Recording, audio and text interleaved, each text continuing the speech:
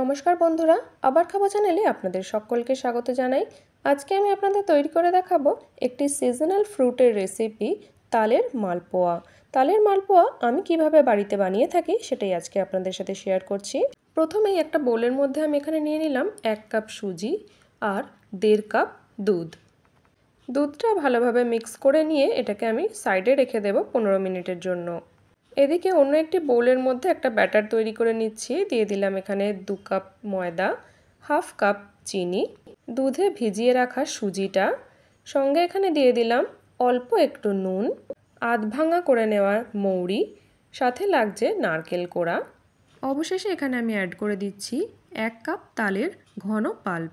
তালের আটি থেকে যখন তালের কাইটা বের করে নেওয়া হয় তখন কিন্তু যথেষ্ট পাতলা থাকে, এটাকে জাল দিয়ে ঘন করে নিতে হয়। আর তালের কাইটা এখানে আমি বের করে নিয়েছি একটি ঝুড়ির সাহায্যে। আপনারা যদি চান তাহলে আমি সেই ভিডিওটাও কিন্তু আপলোড করতে পারি। এখানে আমি অ্যাড করে দিলাম দুধ। দুধ কিন্তু প্রয়োজন মতন এখানে ব্যবহার করতে হবে। অল্প অল্প দুধ অ্যাড করে ব্যাটারের কনসিস্টেন্সিটা কিন্তু এই রকম থাকবে। এবার এদিকে মালপোয়াগুলোকে ফ্রাই করার জন্য নিয়ে নিয়েছি এখানে বেশ খানিকটা রিফাইন তেল। তেলটা যখন গরম হয়ে যাবে তখন এর মধ্যে আমি দিয়ে দেব ব্যাটারটা।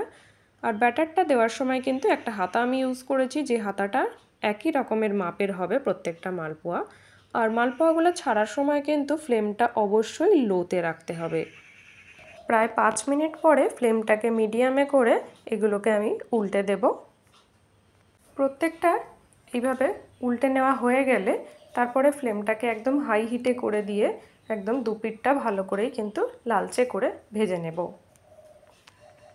তালের মালপোয়াটা কিন্তু অনেকেই আবার রসে ডুবিয়ে খান, তবে রসটা এখানে দিলে কিন্তু খুব একটা ভালো লাগে না, বেশি মিষ্টি হয়ে যায়। তো সেক্ষেত্রে এই ধরনের ভাজাটা খেলে কিন্তু বেশি ভালো লাগে। তো আমি কিন্তু বাড়িতে এইভাবেই মালপোয়া তৈরি করে থাকি, আপনারা কিন্তু এইভাবে একবার ট্রাই করে দেখতে পারেন, অবশ্যই ভালো লাগবে আশা করি।